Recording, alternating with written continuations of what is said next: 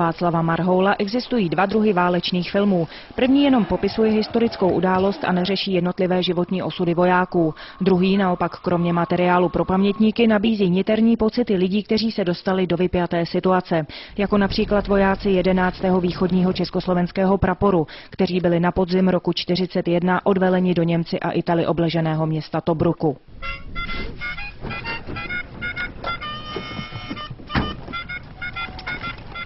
A to ty, Honzo? Ty čo komu odkážeš? Nic. Já tady neumřu.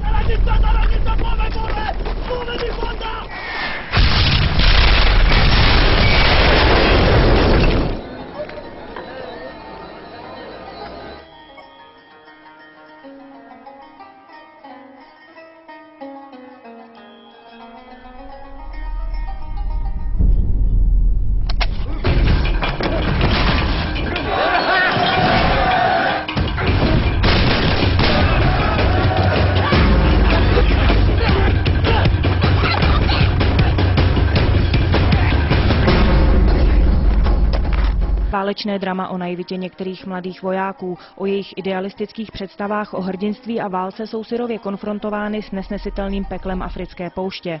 Aby herci vůbec ustáli náročné natáčení a získali alespoň minimální vojenskou průpravu, povinně absolvovali 8denní výcvik ve vojenském prostoru ve Vyškově.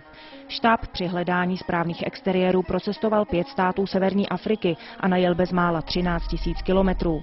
A i když v samotném Tobruku v Libyi jsou stále zachované zákopy a pevnůstky, režisér rozhodl, že se film nakonec natočí v Tunisku. Snímek vyšel na 80 milionů korun a je věnovaný všem českým a slovenským veteránům. Na nás!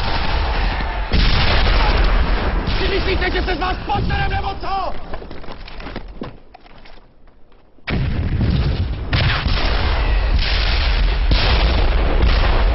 Sláva Otci i Synu i Duchu Svatému, jako bylo na počátku i nyní, i vždycky a na věky věků. Amen.